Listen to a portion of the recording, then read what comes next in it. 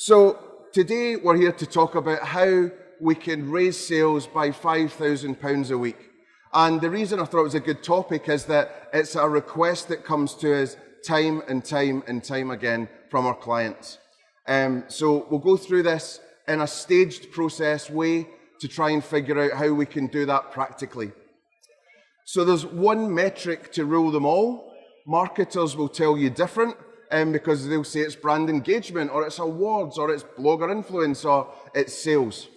That's it, end of story. Every single thing else that you do in your company, no matter which function, at the end of the day, it's got to be about driving sales and making the boat go faster. So obviously, you can't eat an elephant whole. So £5,000 seems like a big number. How do you even attack into it? How do you make it happen? So some real fag packet, cigarette packet maths to get you there.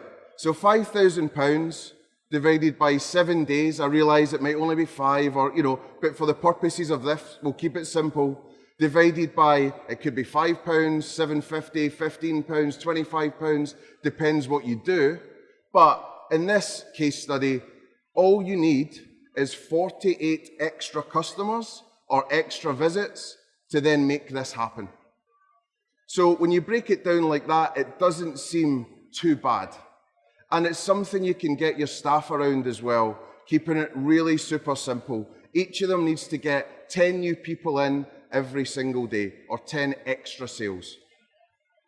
So the advice would be, if you're trying to get £5,000 a week, then spend a quarter of that on the marketing efforts. I know that still seems like a lot of money, but you've got to invest to then grow. So if you want to make £20,000 a month extra, then it'd be a good idea to at least put £5,000 into the efforts. And we'll talk about that in a second. The other thing is that this is never ending.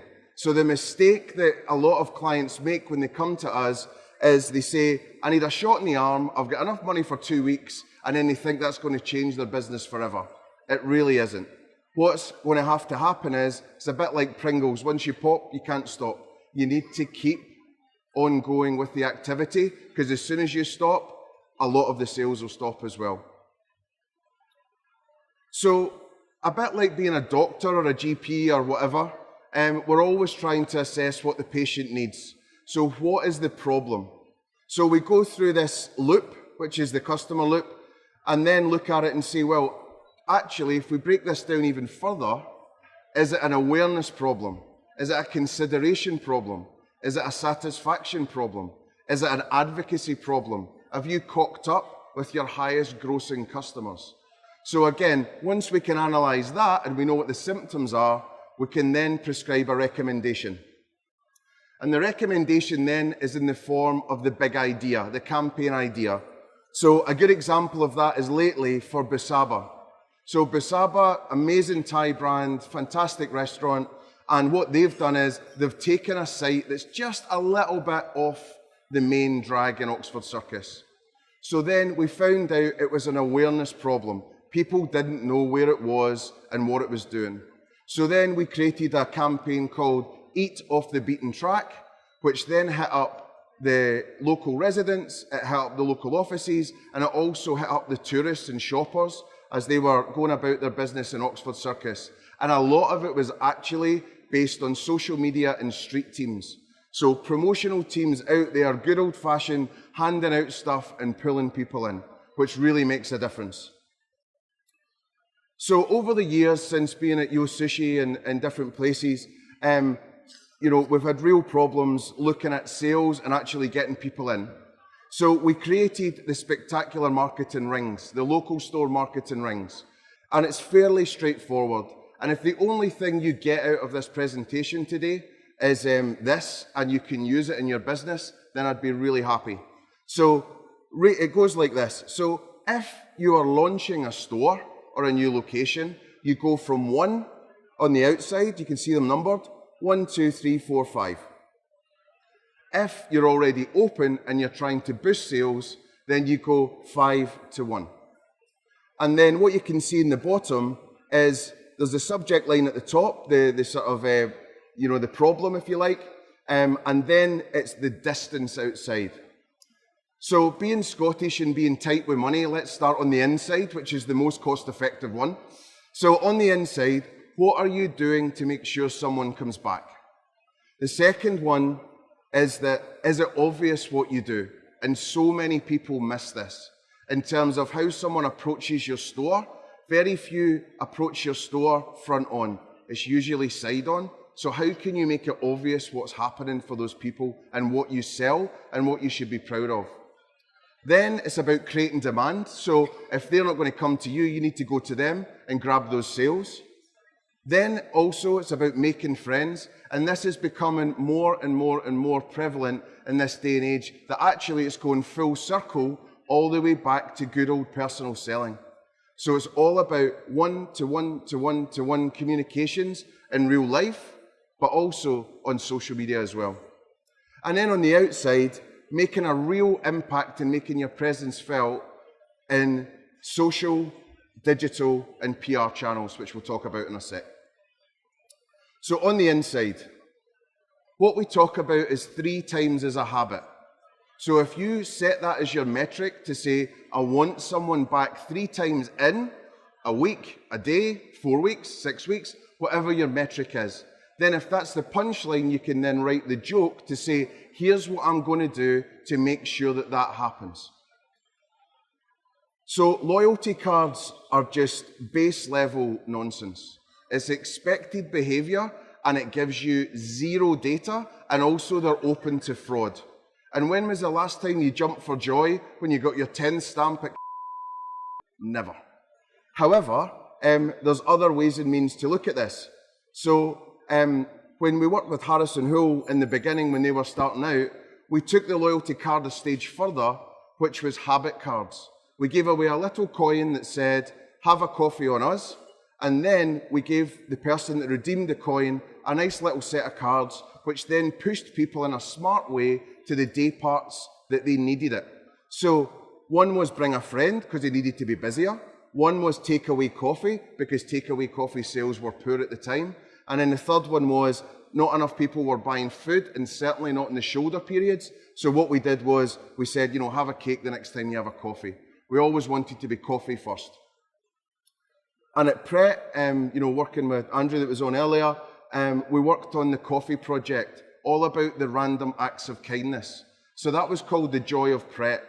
And the last question I got asked by Andrew before I got the job was actually, should we have a loyalty card? And I luckily said no. Because a loyalty card, as I say, is expected behavior. Someone just saying, that coffee's on the house, that lunch is on the house, forgot your wallet, no problem. How much better does that feel? And also, it's not 10% off the bottom line, in terms of 10%, 10th cup free. What you can actually do is throttle that, and you can just work to a budget, but it's so much more special. When I was at Yo Sushi as well, we did this exclusively for O2 customers, which was free unlimited miso soup. And it was all about the fact that miso soup cost us pennies, really. But to get something that then is costed up as £2 or more just felt really good that you could keep topping up. So it's all about low cost. What is it in your business that's low cost but has high perceived value that you're willing to show a bit of leg on and give away? Also, we talk about ABCD, which is always be collecting data. So whether that is, things like, someone's name so that they come in and they feel good and excited and all the rest of it, or if it's their actual data, then you've got them by the short and curlies and you can market the crap out of them, right? So that's good news. So try and figure out how you can get little data or big data. The other thing, which sounds a little bit millennial in marketing and whatnot, but it's really important, is are you grammable? How grammable is your place, your food, your interiors, your staff, everything? So this is a good example in Hackney, of course, but called Palm Vaults. And it's one of the most Instagrammed coffee shops in London. And even when it was one store, it almost had 30,000 followers on Instagram, which is just incredible. But they spent the money in the right places. They have a colour on the outside, which is known as, and actually registered as, millennial pink. They used Alex May Hughes, who's really the keep calm and carry on for the millennial generation artist to do the signage, and then they realised that cheese plants, palms, all these things are in fashion. Also, what's been great is the packaging has now been, Instagrammed millions of times by people like Primark and New Look, and actually they're basing a lot of their fashion, sort of the next phases of what they're actually launching on this type of look. So they're absolutely on the money with that. So the second thing then is it obvious? And I know it's obvious to say this, but is it obvious? So when I was at Pret, for example, they're the masters at this. They ain't no fools. They really know what they're doing. But they still list out in a very humble way soups, sandwiches, baguettes, wraps, whatever, because they want to engage with people. And if you've just landed from Mars, or you've came from another country, or you've never heard of Pret, they're still humble enough to say what they do. And also just ramming home that sort of brand promise at the top about freshly prepared, good natural food has been there pretty much since day one. So also, if you've got a great message, keep stoking that fire to educate people on that. Bill's are the same. Bill's Cafe do a really good job. Breakfast, lunch, dinner, they were one of the first to really go out there and say that. And also they had a lovely line, which was breakfast to bedtime. So again, they're much copied now, but at the time this was quite innovative. Also, just with your A-boards, just say what you do. So Habit Coffee, pointing in, just be route one about it and just let people know. Use your windows as well if there's something else going on to say, coffee, sandwiches, vintage. And when people see that and they think that's the place for me, they'll love you for it. But you've got to give them a clue about what's going on in there. Also, if you've got the chance as well, and you've got a demise and you've got the chance for visual merchandising and all these things, then make your experience three-dimensional and get some, visual merchandising in there. So it's painfully obvious what's going on in there. And probably old grannies in the Blue Rinse Brigade probably aren't welcome, and it's hipster central, but that's fine because there's enough of those that are going to go in there to have coffee in a lovely warm shipping container. Then there's the fun stuff as well. So the caffeine guys are super good at this. Again, be on brand, etc. But if you go into Pinterest and you write coffee A-board, pub A-board, food A-board, whatever, there's a billion of these. And you can have so much fun that will probably make someone stop in their tracks and take a photo, and you'll get brand credit for that. So then in terms of creating demand, you want to go where the ped flow is. So where are the pedestrians? Where are the busy times? Where are the busy places? So things like tube stations, taxi ranks, train stations. And again, I know it seems obvious, but so many people just sit behind their four walls, open the doors and do this to try and get sales. So it's about getting out there and trying not to get in too much trouble with the local council. So a lot of sampling is a good idea as well. If you've got a product that keeps well to sample, it's a really good idea to get out there and let people try your wares and then try and get some data or get them back into the store as well to try out what it is you do. This is the salad heads that we invented for Chopped. So when they were ever launching a store or the sales were down, etc., we'd release the salad heads and they would go out in the local dress. This was for the city. They're unfortunately for an Itsu for that photo, but never mind.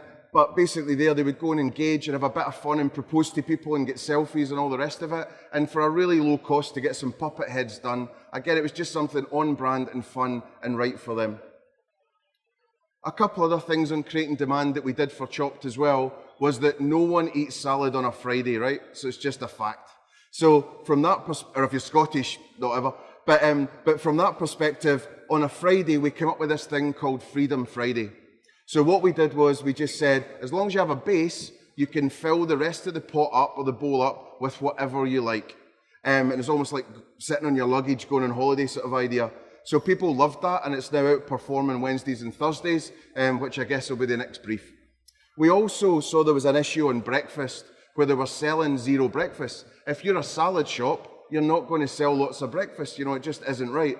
So again, we worked with them to create steamed eggs, where it was fresh eggs underneath the coffee wand, a separate coffee wand obviously, steams up, put the nice toppings on, and we did it for 99 pence, where they still made money for 6 months.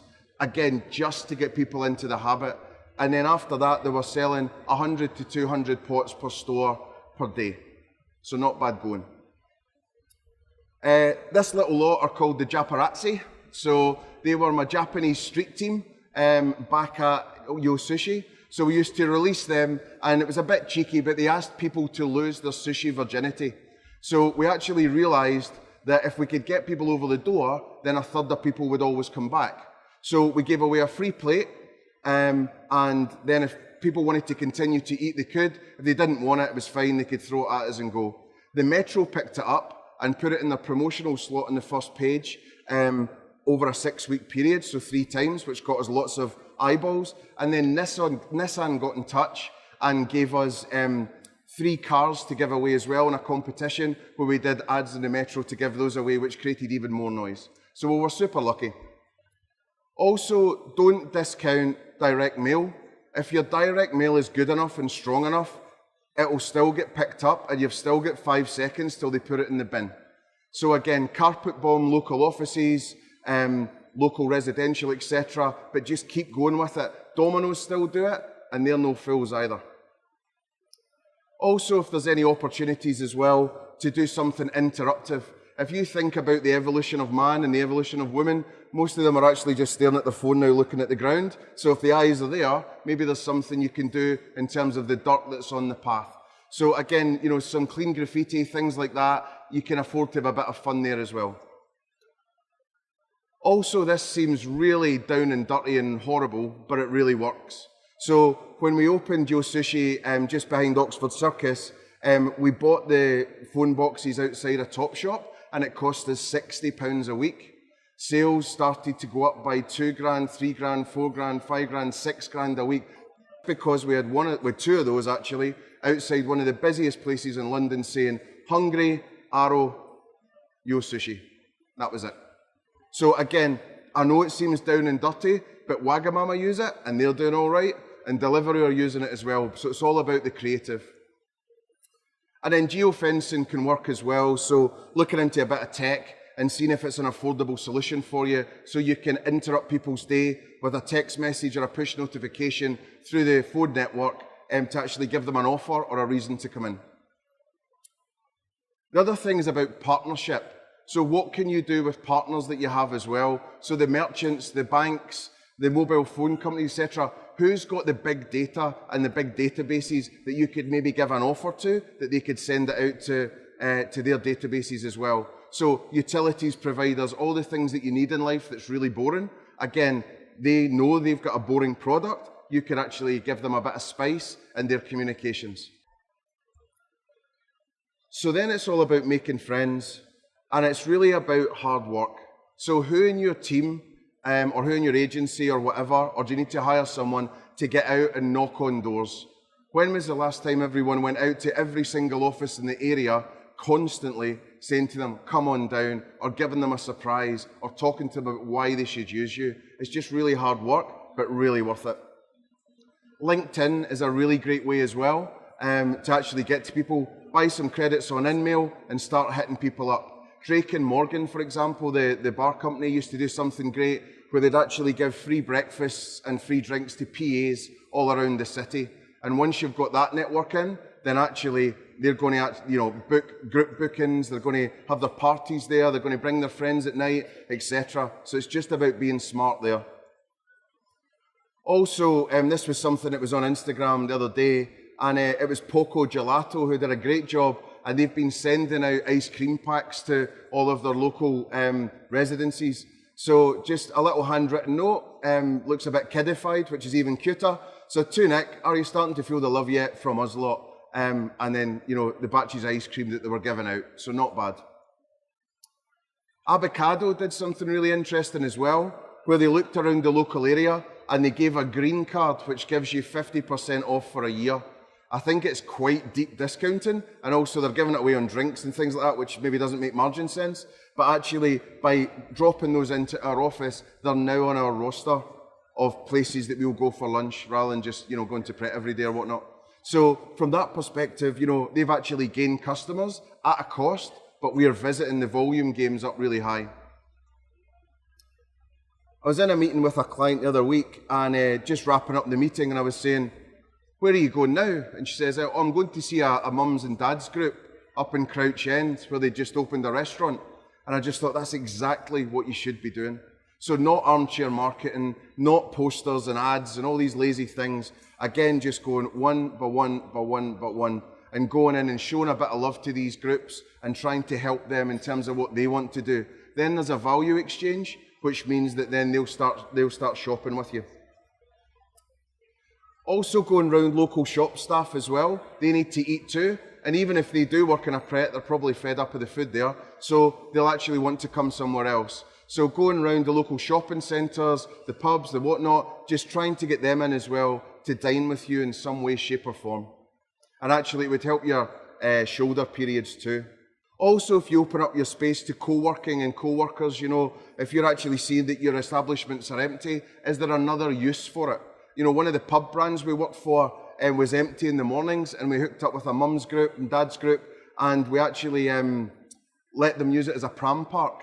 So they had all the prams in the pub, the staff were sorting the place out, they opened at 11, the class finished at 11, guess what happened? Everyone came in, a little drink, a little coffee, led into lunch, led into an easy afternoon. So again, it's just spotting those opportunities. So the last thing's digital, and I'll try and be reasonably quick, I know I've got 5 minutes left. So on average, we look at our phone 220 minutes per day. So that's more than anything. Even if you were married to a supermodel, your kids are the cutest thing, you know, you're looking at your phone way more, right? And it's basically this. So if all of the attention is there, it seems ludicrous that we put a lot of effort outside of the phone. So what can we do about that? Facebook ads and Instagram ads is the #1 place I'd be putting all of your energy. So the amount of targeting that you can do in the Facebook ads back end is insane. So you can actually look at allergies of food, you can look at interests, you can target all competitors. If you're a healthy lunch brand, you can target all gyms in the area, and you can market 1 kilometre out. Drop the pin, and you can market to everyone that's walked past, lived there, or is there right now. And it will come up in the newsfeed. So again, start thinking and looking at that. There's a billion great videos on YouTube about how to do that. So start figuring that out and you'll really do well. And also if you're into, you know, events and event space and all the rest of it, you can target close friends of people who are 39 and about to be 40. People that are just engaged, you could spend all day and they are sitting ducks. So again, I'd get stuck into that. However, the creative really matters. You can't just do one ad, post it out and do that. You've really got to put the work in to make sure it's relevant every time. And then the big thing really is about the buzz phrase at the moment, thumb-stopping content. So what to do is, when next time you're flicking through your phone, figure out what you're stopping at and why.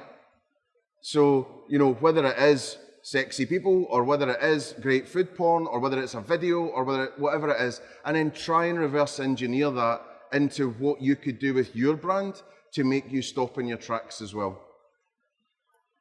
Also, obviously, Instagram stories is happening, and we've just found out, really, in real time, that every marketer is a crap storyteller, right? So what you should be doing is looking at who are your friends, family, colleagues, whatever, that actually tell stories for a living. So the issue with Instagram stories is that everyone's just putting up their flyer with some text and scribbles and unicorns on it. That's not a story. So a story's got a beginning, a middle, and an end. So start thinking in that way as well. How can you make it compelling that people will go right the way through the journey when you can then right hook them into a sale and coming in to your store? Facebook Live's super interesting as well. The good news is hardly any brands are really using it. So it's a bit annoying at the moment, but if you flip up your phone, you light it up, start taking footage of something interesting, the standout you'll get is quite incredible. So again, start thinking about that. You're a walk-in BBC, ITV, Channel 4. But again, it's why are you interrupting my day and why do you want me to watch this?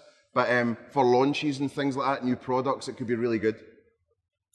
Also, in terms of social media, make sure you reply to everything all the time. And don't just hit the heart and don't just say thanks. You know, personalized, using names, go back to every single person.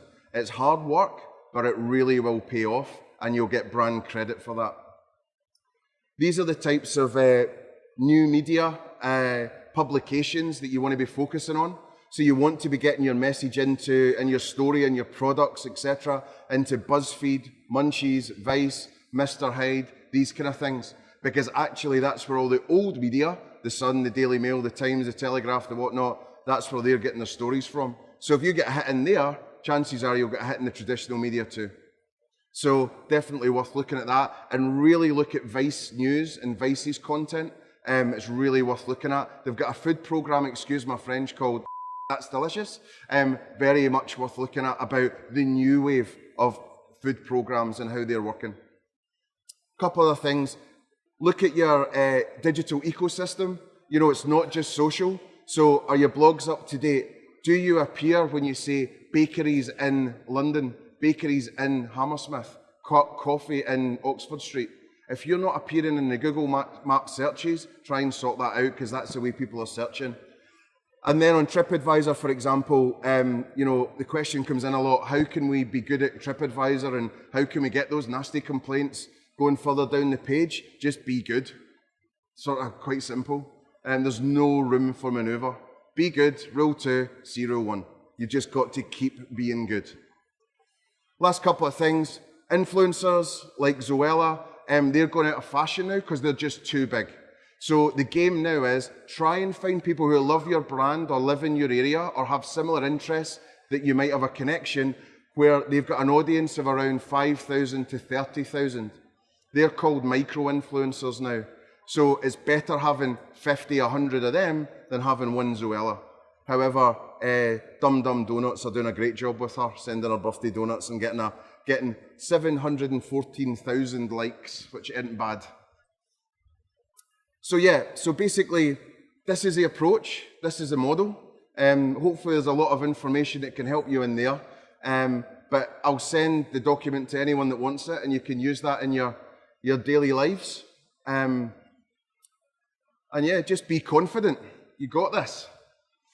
And then last thing is, we're starting Spectacular Podcast pretty soon. So that should be coming out mid-October. So hopefully some good marketing tips and brand tips and stuff that you might want to listen to as you fall asleep at night. And that's me.